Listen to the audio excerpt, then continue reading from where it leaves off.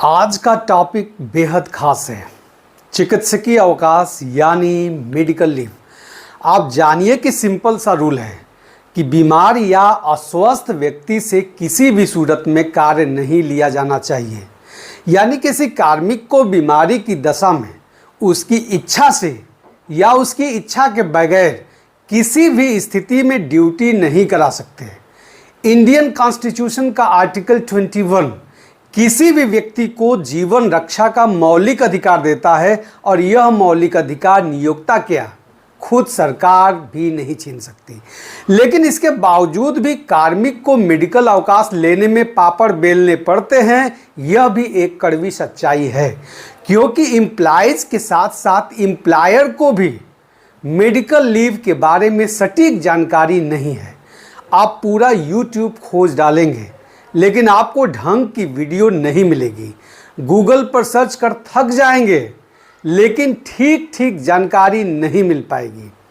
लेकिन हर बार की तरह इस बार भी कठिन से कठिन टॉपिक को बेहद सरल ढंग से मैं आप सबको बताने वाला हूं, बहुत ही विश्वसनीय जानकारी के साथ। लेकिन उससे पहले मैं आपसे गुजारिश करूंगा कि आप इस YouTube चैनल को जरूर सब्सक्राइब कर लें। आइए अब वीडियो शुरू करता हूं। उत्तर प्रदेश में कार्यरत शिक्षकों कर्मचारियों को चिकित्सा अवकाश वित्तीय हस्तपुस्तिका खंड 2 भाग 2 से 4 में दिए गए फंडामेंटल रूल्स और सब्सिडियरी रूल्स के तहत ही देय है। किसी भी शिक्षक और कर्मचारी को उसके संपूर्ण सेवा काल में कुल 365 दिन का अवकाश प्रदान किया जाता है। मूल नियम 81(ख)(2) के अनुसार किसी ऐसे सरकारी कर्मचारियों को जिस पर यह नियमावली लागू होती है उसके संपूर्ण सेवा काल में कुल 12 महीने तक का अवकाश चिकित्सकीय प्रमाण पत्र के आधार पर स्वीकृत किया जा सकता है। ध्यान रहे कि 365 दिन का मिलने वाला यह अवकाश सवेतन अवकाश है, अर्थात अवकाश के दौरान नियमित रूप से वेतन भुगतान होता रहेगा। अब सवाल है कि अगर कार्मिक ने 365 दिन का अवकाश का उपभोग कर लिया हो और उसके बाद उसे इस तरह के और अवकाश की जरूरत हो तो इस संबंध में उसी मूल नियम 81(ख)(2) के तहत एक्सेप्शनल केस में मेडिकल बोर्ड की संस्तुति पर 6 महीने का अतिरिक्त चिकित्सकीय अवकाश स्वीकृत किया जा सकता है। लेकिन यहाँ यह ध्यान रहे कि 365 दिन का मेडिकल लीव पूर्ण वेतन पर मिलता है, जबकि एक्सेप्शनल केस में अतिरिक्त जो 6 महीने का मेडिकल अवकाश मिलता है वह अर्ध वेतन पर मिलेगा। यानी शिक्षक या कर्मचारी को अतिरिक्त 6 महीने के अवकाश के दौरान आधा वेतन ही देय होगा। अब ध्यान से समझिए, होता यूं है कि जब आप मेडिकल लीव के लिए अप्लाई करते हैं तब अवकाश स्वीकृता अधिकारी मेडिकल लीव स्वीकृत कर देता है तो आपको नियमित रूप से वेतन भुगतान सुनिश्चित हो जाता है। ध्यान रखें, अवकाश स्वीकृत होने की दशा में किसी भी शिक्षक या कर्मचारी का वेतन बाधित नहीं किया जा सकता है। इसे लेकर के एक वीडियो मैंने काफ़ी विस्तार से बनाया है, आप उसे भी ज़रूर देखें। उस वीडियो का लिंक मैंने आज के वीडियो के डिस्क्रिप्शन बॉक्स में दे रखा है, उसे देखें। अब सवाल है कि यह मेडिकल सर्टिफिकेट कौन बनाएगा। तो आप जानिए कि अगर आप 1 महीने से कम दिन के लिए अवकाश ले रहे हैं तो यह मेडिकल सर्टिफिकेट किसी भी रजिस्टर्ड मेडिकल प्रैक्टिशनर द्वारा बनवाया जा सकता है। 1 महीने से कम दिन के लिए मेडिकल अवकाश लेने के लिए किसी भी तरह का द्वितीय राय यानी सेकेंड मेडिकल ओपिनियन की ज़रूरत नहीं होती है। द्वितीय राय के बारे में भी मैं आज की इस वीडियो में आगे बताऊंगा, लेकिन फिलहाल मैं यह बता रहा हूं कि मेडिकल लीव लेने के लिए यह जरूरी नहीं है कि MBBS डॉक्टर द्वारा ही मेडिकल सर्टिफिकेट जारी होना चाहिए। एलोपैथिक डॉक्टर हो या आयुर्वेदिक चिकित्सक हो या होम्योपैथिक डॉक्टर हो, बस वह मेडिकल काउंसिल द्वारा पंजीकृत होना चाहिए।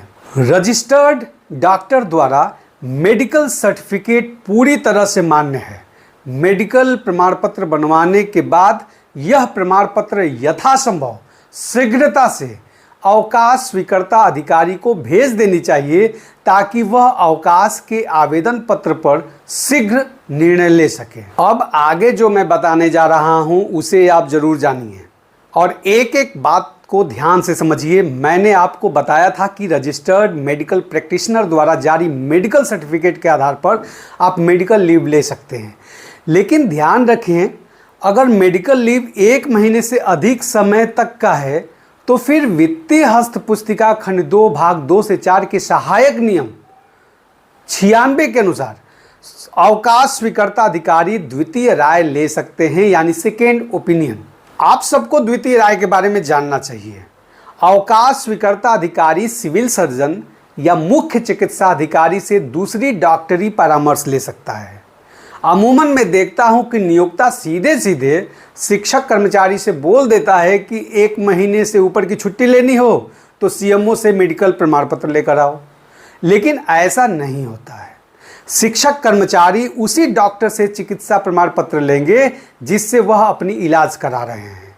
नियोक्ता खुद द्वितीय राय लेता है और इसके लिए वह यथासंभव शीघ्रता से सिविल सर्जन या मुख्य चिकित्सा अधिकारी द्वारा संबंधित शिक्षक या कर्मचारी की चिकित्सकीय परीक्षण की व्यवस्था करेगा। अगर शिक्षक या कर्मचारी महिला है तो महिला चिकित्सक से ही चिकित्सकीय परीक्षण का अनुरोध किया जाना चाहिए। यूं तो 1 माह से अधिक अवधि के अवकाश के लिए चिकित्सा प्रमाण पत्र प्रस्तुत किए जाने पर नियोक्ता द्वारा प्रत्येक दशा में मुख्य चिकित्सा अधिकारी से द्वितीय राय मांगी जानी चाहिए, लेकिन रोगी की हालत अथवा मुख्य चिकित्सा अधिकारी के स्थान से दूरी के कारण ऐसा संभव न हो तो स्वीकृता अधिकारी अपने विवेक से इस नियम को शिथिल कर सकता है, यानी वह द्वितीय राय लेने के लिए भी हमेशा बाध्यकारी नहीं होता। अब सवाल है कि किसी कार्मिक को लगातार कितने दिनों तक मेडिकल अवकाश दिया जा सकता है। तो इसका जवाब यह है कि किसी भी कार्मिक को चिकित्सा प्रमाण पत्र के आधार पर लगातार 60 दिनों तक का अवकाश दिया जा सकता है।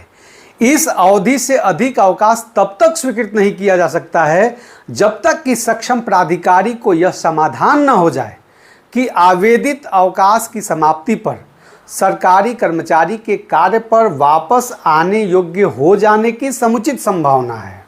अब कुछ खास नियम जान लीजिए।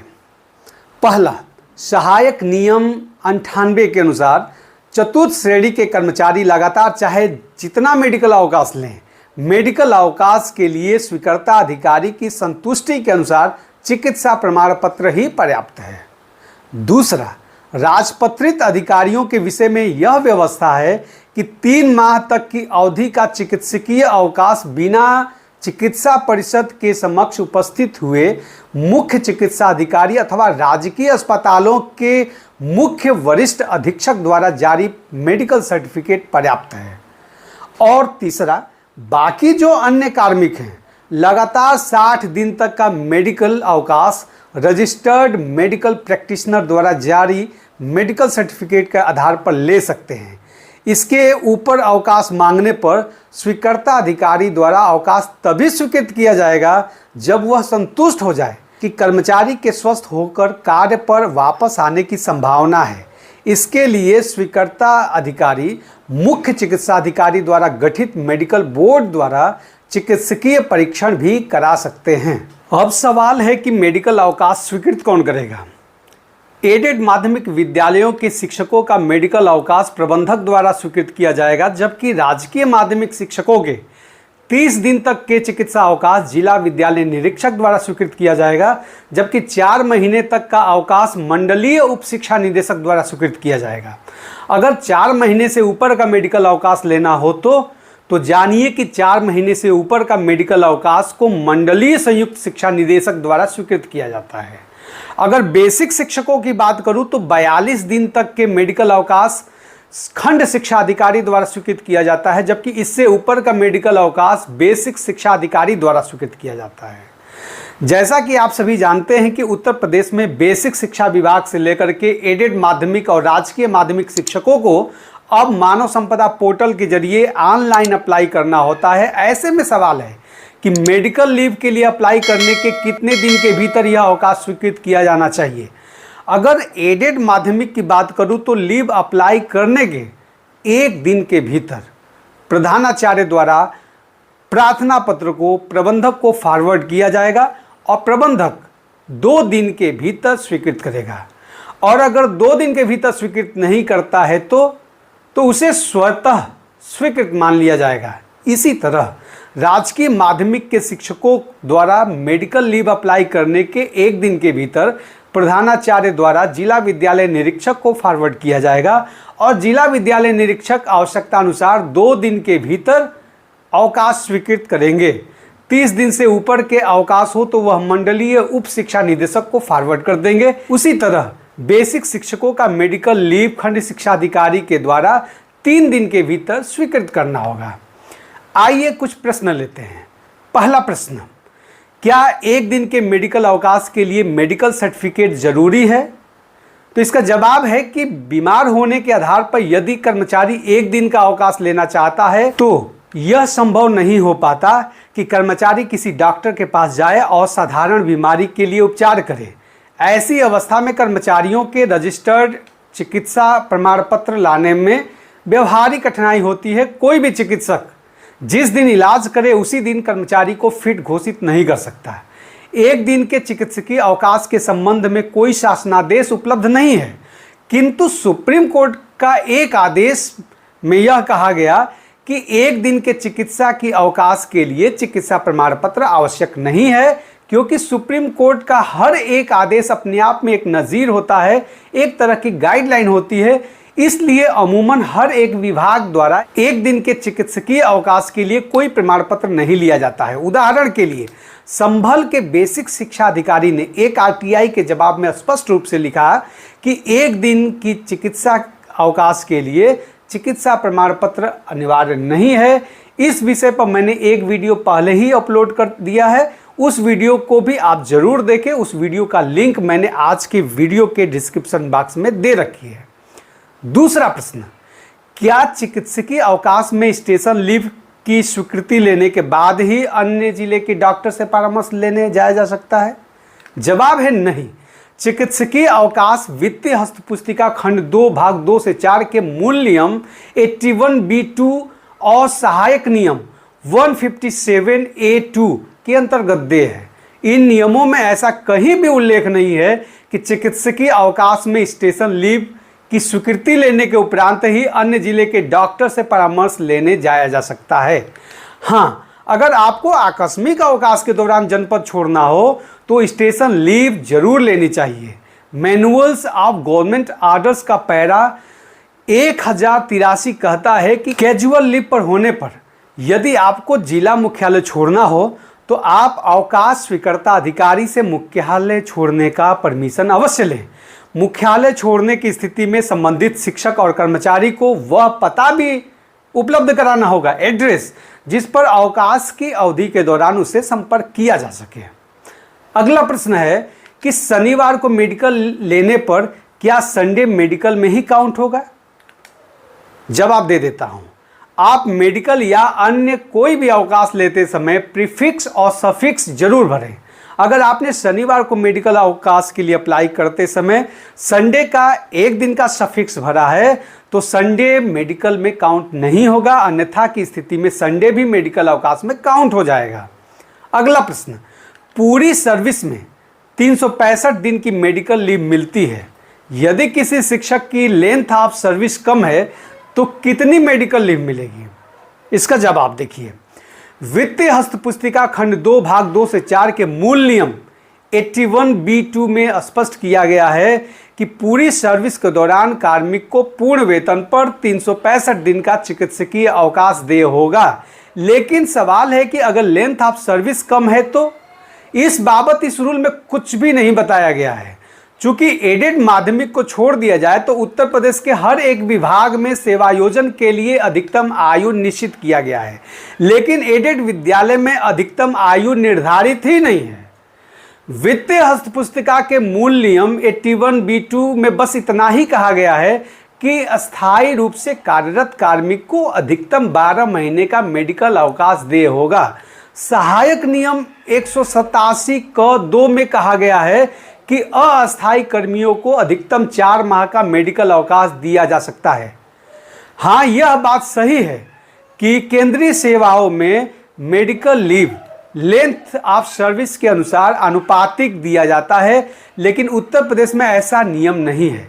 हाँ, एक काम कर सकते हैं कि वित्तीय हस्तपुस्तिका खंड 2 भाग 2 से 4 के मूल नियम 104 और सहायक नियम 157 में अस्थायी सेवा के लिए आनुपातिक अवकाश की व्यवस्था है, जिसके अनुसार ड्यूटी में बिताई गई अवधि के 1/11 के बराबर अवकाश दिया जा सकता है।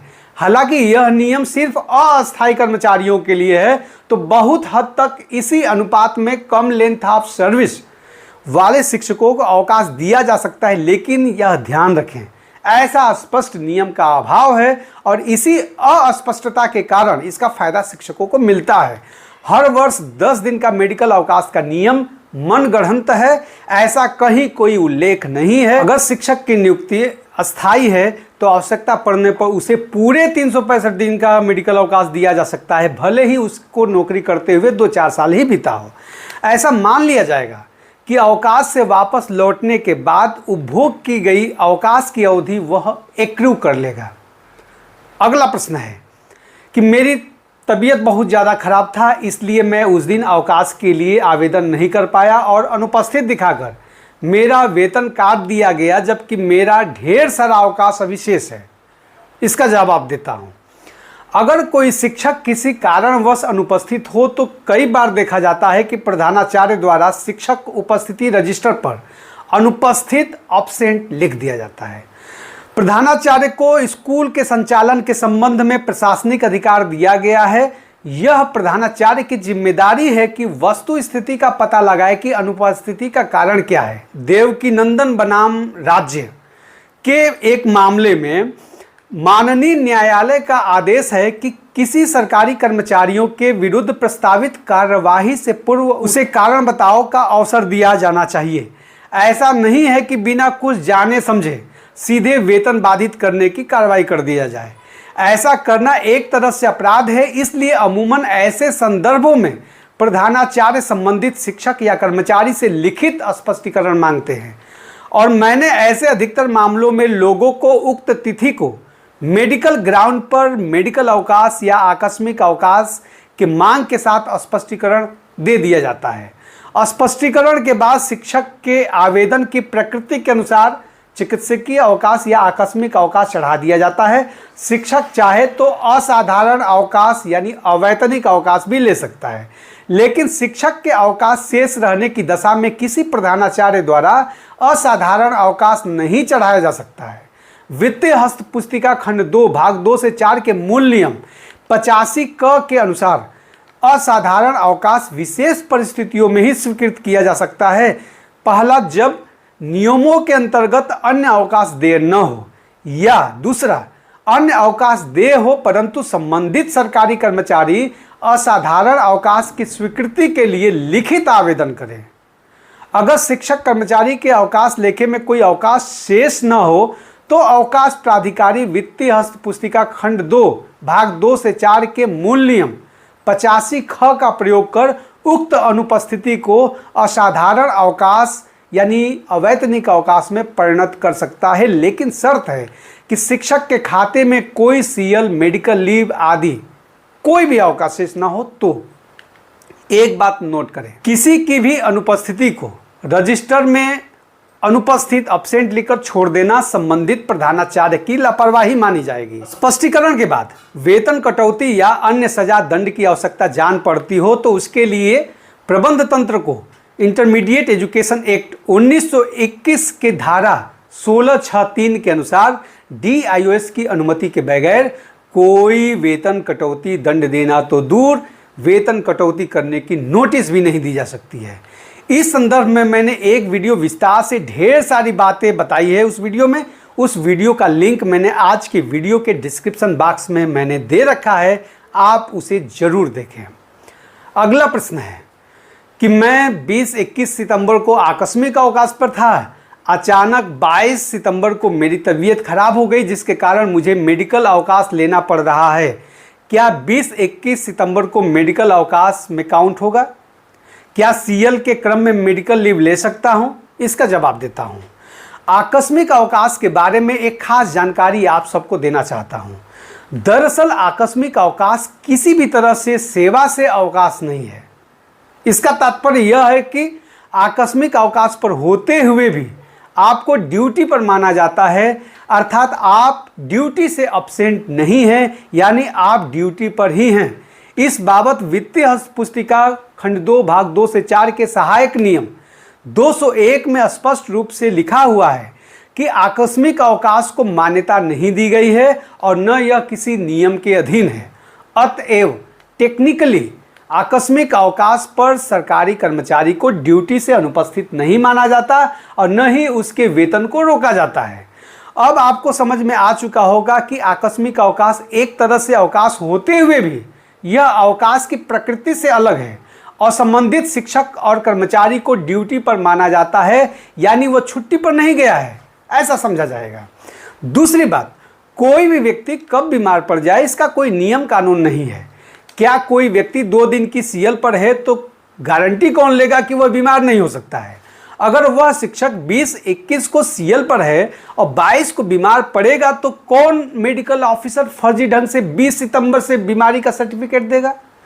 मेडिकल सर्टिफिकेट तो वह तभी देगा जब उसके पास आप इलाज करने के लिए जाएंगे। जब इलाज करने के लिए आप 22 सितंबर को गए तो 20 सितंबर को सर्टिफिकेट कैसे वो देंगे? ऐसा करना फर्जीवाड़ा है, चूंकि मैंने पहले ही बताया कि आकस्मिक अवकाश पर होने का मतलब ऑन ड्यूटी होना है। अतः सीएल के बाद कोई भी शिक्षक मेडिकल अवकाश ले सकता है। हाँ, मेडिकल अवकाश लेने के बाद आप सीएल नहीं ले सकते। सीएल लेने के लिए पहले आपको ड्यूटी ज्वाइन करना पड़ेगा। किसी भी अन्य प्रकृति के अवकाश के क्रम में आकस्मिक अवकाश नहीं ले सकते, यानी सीएल के बाद मेडिकल अवकाश ले सकते हैं लेकिन मेडिकल अवकाश के बाद सीएल नहीं ले सकते। अगला प्रश्न लेते हैं कि मेडिकल अवकाश के बाद स्कूल कैसे ज्वाइन करें? जवाब देता हूं। मेडिकल अवकाश लेने के बाद आप फिटनेस सर्टिफिकेट के साथ स्कूल पहुंचे और स्कूल ज्वाइन करें। अब मानव संपदा पोर्टल के जरिए ऑनलाइन छुट्टी ली जाती है, अतः आप मानव संपदा पोर्टल पर भी उसी दिन ज्वाइनिंग रिक्वेस्ट जरूर भेज दें, अन्यथा आप ऑनलाइन अब्सेंट ही दिखेंगे और आकस्मिक अवकाश लेने में समस्या होगी। फिटनेस प्रमाण पत्र संबंधित रजिस्टर्ड मेडिकल प्रैक्टिशनर या सामुदायिक स्वास्थ्य केंद्र या जिला अस्पताल से भी बनवा सकते हैं। अब तो आप uphealth.in वेबसाइट पर भी ऑनलाइन फिटनेस प्रमाण पत्र के लिए भी अप्लाई कर सकते हैं। अगर आप एक दिन के लिए मेडिकल अवकाश लिए हों तो ज्वाइनिंग करने के लिए एक प्रार्थना पत्र ही अपलोड कर दें। सुप्रीम कोर्ट के फैसले के आलोक में यह भी पर्याप्त माना जा सकता है। आज का वीडियो यहीं तक। अगर आपके मन में मेडिकल अवकाश से जुड़ा कोई प्रश्न रह गया हो जिसका जवाब आज के वीडियो में नहीं मिला हो तो आप कमेंट बॉक्स में ज़रूर लिखें। मैं पूरी कोशिश करूंगा कि आपके प्रश्नों का जवाब दूं। अब मुझे इजाज़त दें। धन्यवाद।